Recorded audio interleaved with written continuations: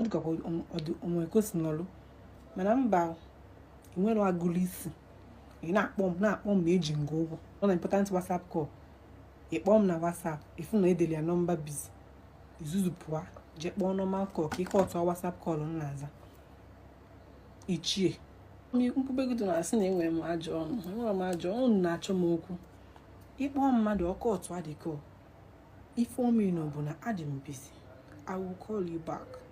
You don't need to start even you call me with what you say on your one say hello king at bosom like this. I said, how are you? Have you eaten? Have I eaten? Kiji na my angle minute a week. Bicon. Come mad ya label mad be on me.